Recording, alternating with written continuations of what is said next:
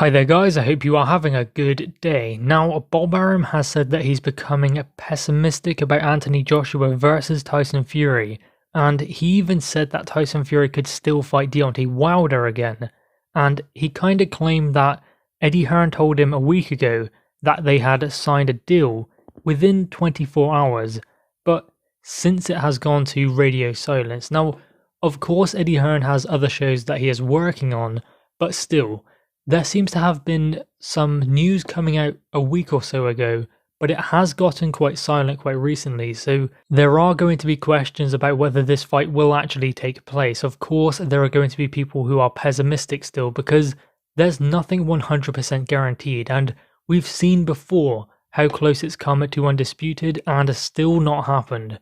So it's definitely possible that Tyson Fury fights Deontay Wilder and AJ fights Alexander Usyk, but you would hope that given the hoops they've jumped through, that they wouldn't want to throw that all away, given they've come so close. If they have come this far and it still cannot be agreed, then I don't see the fight ever happening, because how can it, if they've come this far with all of the situations they had to deal with, mandatories, contracts, other fights that could take place, money, where the fight will take place, those things have been sorted, so you would hope that things are moving forwards, and if it cannot be done now, then it won't be done at all.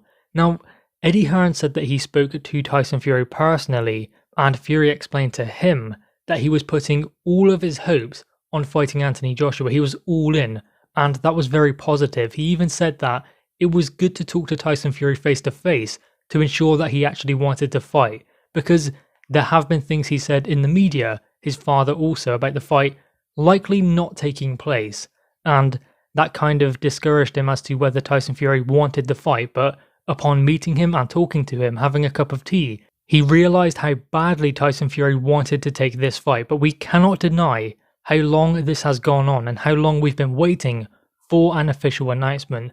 There have been so many updates, so many times where we've gone, okay, maybe it is on the verge. And I mean, it was only yesterday that Eddie Hearn explained the deal is on the doorstep. They are right there, ready to get everything sorted. They are on their fourth draft or something of the contract. So it has kind of gone back to Eddie Hearn saying one thing and Bob Arum and Frank Warren maybe saying another, even though at one point it seemed like maybe they were on the same page, and that didn't last long, of course.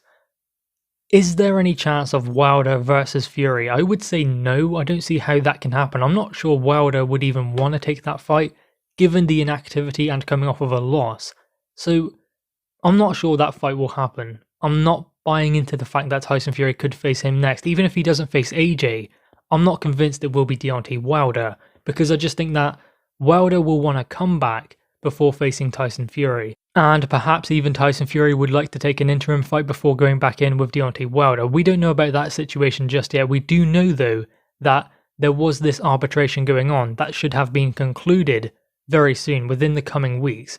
So that shouldn't affect AJ versus Fury anyway, but they seem to keep saying Deontay Wilder's name as some kind of contingency plan if the AJ fight does not work.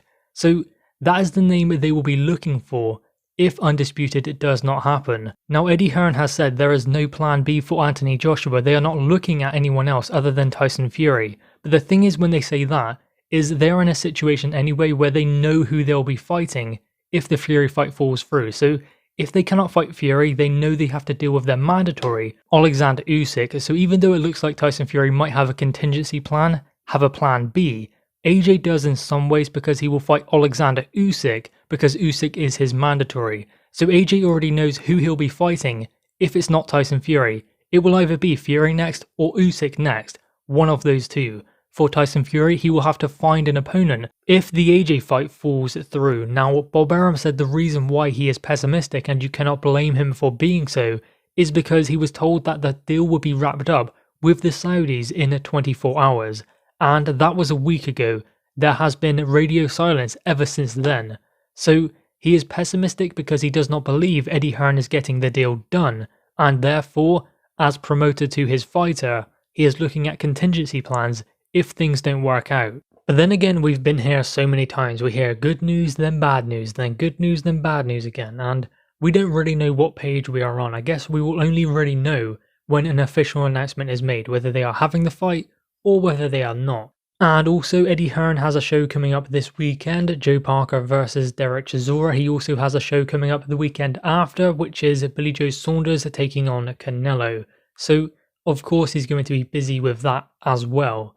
And those are some great fights, you know. You have Derek Chisora taking on Joseph Parker, and even on the undercard, Katie Taylor and Tasha Jonas. There is also Chris Eubank on that undercard and Bivol. So some great fights coming up on that card, and Canelo versus Billy Joe Saunders is going to be an incredible fight. So there are some great fights and 2 great fight nights coming up that Eddie Hearn is putting on. So I would imagine that his attention is based on that, but also Anthony Joshua versus Tyson Fury, the biggest fight in world boxing, is going to be on his mind, and getting that over the line is going to be great for him if he is able to do so. Let's remember, Eddie Hearn wants to be the one to do that, to secure this big undisputed fight, and no stone will be left unturned in negotiations and the process to making this fight happen. You know, I'm not sure if there is a problem behind the scenes with those investors in Saudi. I mean, they were given 3 dates to choose from, which was the 24th of July, the 31st of July, and August 7th. So they had those dates to choose from, and perhaps that is what is holding up this deal currently being pushed over the line. And also, they have to sort out where exactly in Saudi the fight will take place. Apparently Jeddah is the place, and they are going to find some kind of indoor arena. Just because of the temperatures, you know, it's going to be extremely hot over there in the summer, so I would imagine they would have to take it indoors. Bob Arum did explain that they were looking for somewhere indoors to stage this event, because it's not really plausible to do it outside in that kind of heat and humidity also. So that seems to be something they will work towards as well, and I would imagine that there is a lot more involved than just handing over 150 million for a site deal, which is apparently what they have agreed on. They have to make sure other things are put in place as well and secured. Going back to the fight nights coming up with Chisora Parker on the undercard, Tasha Jonas versus Katie Taylor, that one I'm really excited for. I think that is going to be a very entertaining fight.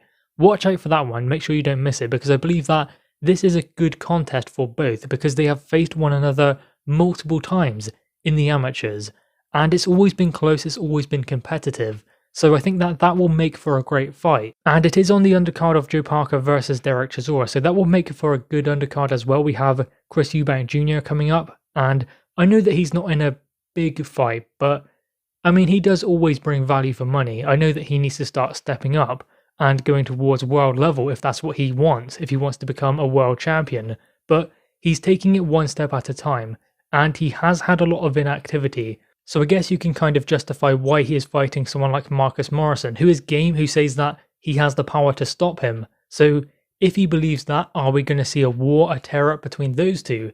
That could be an entertaining fight. And I just think that this is going to be a good night of boxing.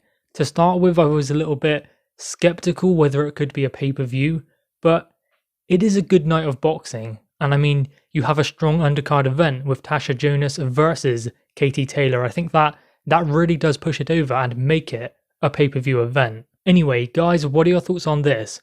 Make sure you leave your thoughts in the comments below. Also leave a like and grab that subscribe button. Thanks, guys.